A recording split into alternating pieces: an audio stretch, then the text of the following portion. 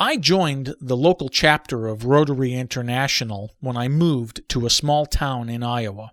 Sergeant-at-Arms Sean Powell levies small fines on any member who shows up in the newspaper or on TV. He'll also levy a fine if your kid makes it into the sports page, or if you forget to wear your membership pin, or if you had a birthday, or if you were the nth person to sign the attendance roster, or if you get caught taking your mom to see Captain Kirk's future birthplace. The money goes to fight polio, so we all gladly pay up. Everyone else gets fined for showing up in the local fish wrapper, but I've paid for 2 CNN appearances, plus the Captain Kirk thing. Ouch. Powell circulated some pictures and news clippings as he levied this week's fines. When he finished, the president cut in. "Now we have an announcement from our assistant sergeant-at-arms, ... Powell looked puzzled when I took the floor.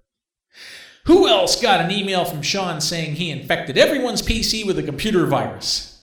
Half of the attendees eagerly raised their hands. "Okay, how many of you got a follow-up email saying Sean was duped by a hoax virus alert?" No one raised a hand. My. "First, Sean tells everyone he infected all of our computers with a virus, and then he doesn't have the guts to tell us he got duped by a hoax alert." Then I laid it on thick. "Sean works right down the hall from my office. He knows I'm a virus expert. Did he come to me for advice? Did he go to vMyths to see if it was highlighted on the front page? No. He just sent out an email to say he infected us all with a virus. And it was a hoax." Rotarians laughed as Sean bowed his head in mock shame. Yep, I should have walked down the hall." I suggested a paltry $1 fine, which the president imposed. Our sergeant-at-arms gladly coughed up the dough. In hindsight, I should have suggested a quarter for each raised hand. Ouch. Page 2. Powell got duped by the Sulfenbach.exe virus alert. His story follows the path of many duped users out there. He received an email from someone he trusted. He took the email entirely at face value. He blindly followed the advice of a non-expert. He didn't think to ask a real expert for advice. And he apologized to 105 people for sending them a virus. Powell included some embarrassing email addresses in his apology. The 105 recipients included 2 local newspapers, 2 local churches, his dad, info@childbirth.org, and me. Me, of all people. Hang on, let me check. Yep, I still work for vMyths. I summed up the irony of it all at the Rotary meeting. I get paid to fight virus hoaxes, yet I can't even educate the people who work down the hall from me.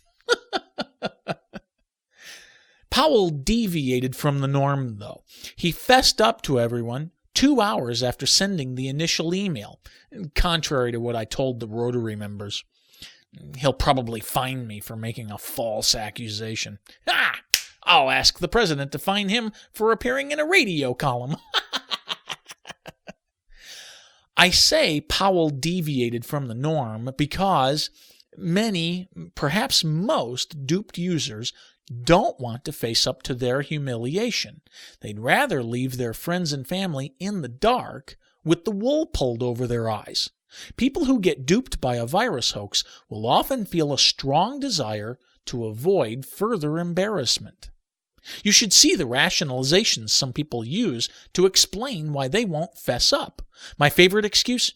It reminded them to update their antivirus software. Translation? It helps to cry wolf because everybody practices for a real emergency. As if we don't have enough problems already when people try to protect themselves from Internet Monsters Incorporated. It takes a strong ego to publicly admit a mistake. It takes a major effort to say, I got hoodwinked, in a follow-up email. I applaud Powell and anyone else with enough character to face their self-created humiliation. Page 3. You can use the tactics of persuasion theory to help duped users overcome their embarrassment. If someone forwards a hoax virus alert, send back the following reply.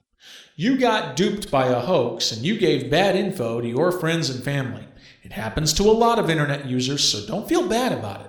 But please don't leave your friends and family in the dark. They trust you, so you need to find the strength to tell them you got hoodwinked by a hoax. If you don't find the strength to do it, then you're pulling the wool over their eyes. You need to do the right thing. Send a follow-up email to everyone right now while you're sitting in front of the computer.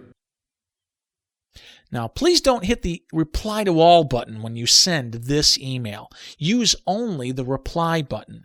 You can learn a lot about someone's character when you give them a chance to self-correct. If they fess up to their mistake, great. If they won't acknowledge it, Powell's $1 fine will buy 8 polio vaccines. Now I just need to figure out how to find all the others out there. Man, if I had $1 for every person who got hoodwinked by a hoax virus alert. I'm Rob Rosenberger for vMyths. That's VMYTHS.com. Truth about computer virus hysteria. Be there or be scared.